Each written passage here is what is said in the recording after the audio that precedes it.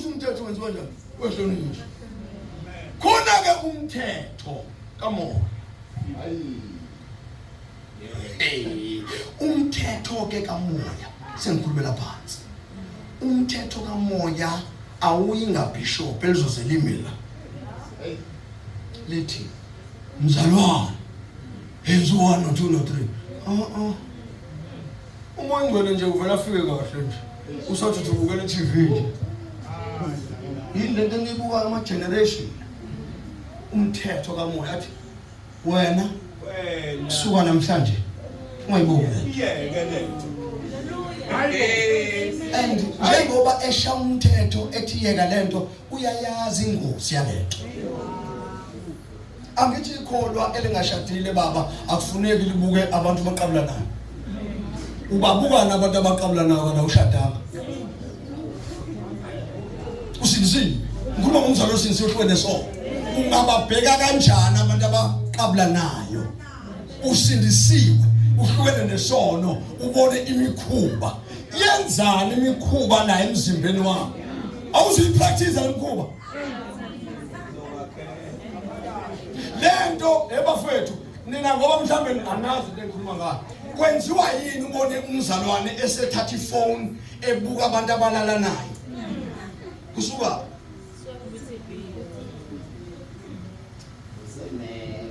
unani nawo usebuswa ke umthetho wani manje wesoko uselahla umthetho kabani kaMoya Ngcwele uMoya Ngcwele meke wakukhuza entweni wangayenzi iBhayibheli lithi uma umoya oyingcwele nimicima umoya ngcwele uphenduka isitha ngama magama uzokwenza izinto ucabanga ukuthi umoya ngcwele kanti sekuyisi umoya ngcwele uyakwazi ukufaka entweni ke mawu ukuthi ukade ekukhuza wangenzi abese kuyeka ushuthi ukhona yena akashiyanga ukhona yena uhambe uyolala nomuntu wesifazana noma uyoqabulana nomuntu wesifazana ekhona umoya ngcwele abukele niqabulane niqede uphinde uhambe epulpiti aphinde futhi angaceli kubazalwane ayithulela asihlabelela sigebengu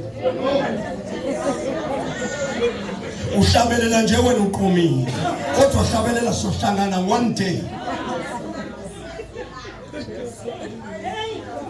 okay ngenzela ukuthi nibone bafethu sirobheke kanjani right uyabona ke bafethu lento yokuthi abazalwane bathi ngizimoya ngcwele bazalwane ethi yabo ngizimoya ngcwele njani yeah bese ubheka isenzo salo mzalwane uthi umoya ngcwele unomoya ngcwele umzalwane hawu nangefika ngo11 esontweni kufika ngo9 nje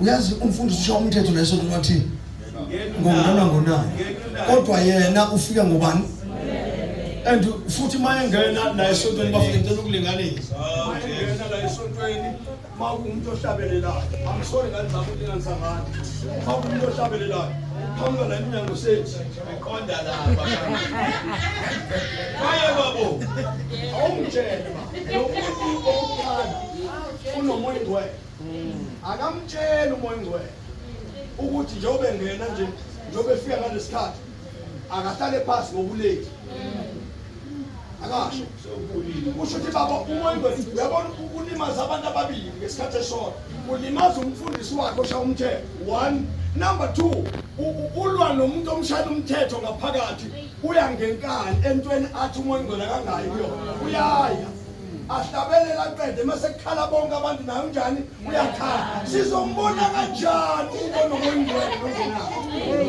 hayi yo sombona nje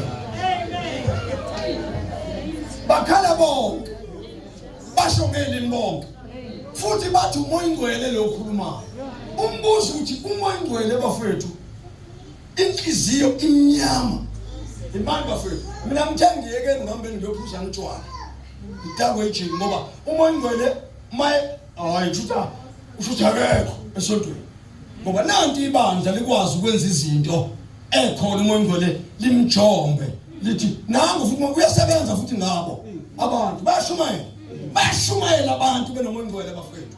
Mina ngithi akuyena. Banalo ivesi. Kodwa hayi umoya.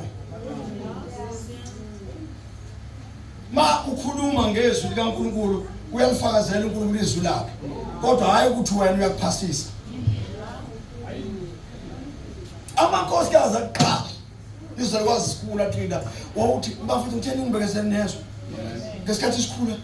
Wawuthi umumule phambili. Ufakazi. Ngiyambonga uJesu, ngisinsiwe, ngithiwe isifebe. Vele kuyatshela yonke le nto uthi uyifakaza ayisekho.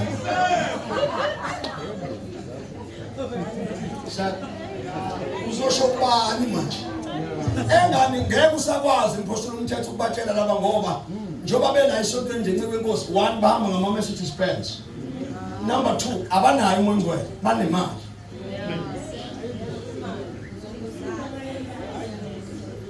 Bayakwazi ukuthi njoba benemali nje bakhipha imali emaphaketheni bayifakele emlonyeni kuwena uthule. Uzohlezi ukhuluma ngegrace zonke izinsuku. Ngeke ukwazi ukuphuza umonakalo ufunzwa umuntu imali emlonyeni. La. Ha? Bafethu, uma singaba u10 sigcwaliswe ngamandla kaMoya Ngcwele sizozala abantu abawu10. Kusho ibandla lonke njani uzogcwalisa ngani bafethu ungathi unomoya ngcwele kanti awukakabi uye sizoyifunda lento eBhayibhelini niyibona mhlambe Romans chapter number 8 kule soyibona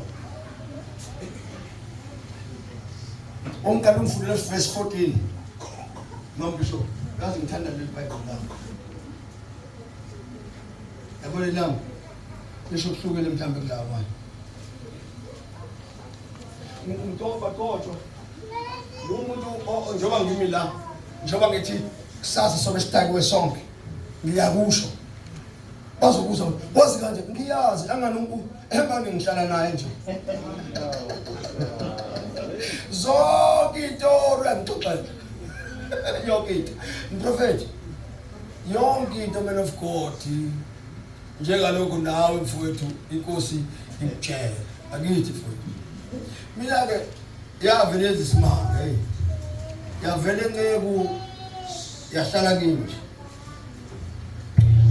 anginayo indlela enye futhi angikwazi nje ukudaka ngoze ngife ngifele kuyona futhi makuthiwa kuyafiwa kuyona ngofela khona ngoba angikwazi ukubaleka mfowethu ngathi ngiyazama ukubaleka man of God yangehlula sengangazama ngiyabhaleka ngiyayeka yangihlula ingabaleka ngangena kwelisonto yangivala amadlelo ngangezwa lutho so kwakuliwa ngifundeleni bafowethu ngifundele u8:14 mambishop Romans 8 verse 14 awufunde futhi bonke abaholwa umoya kaNkulunkulu bangamadodana kaNkulunkulu manake sisi iBhayibheli linamanga iBhayibheli bonke abaholwa umoya kaNkulunkulu bangamadodana kaNkulunkulu.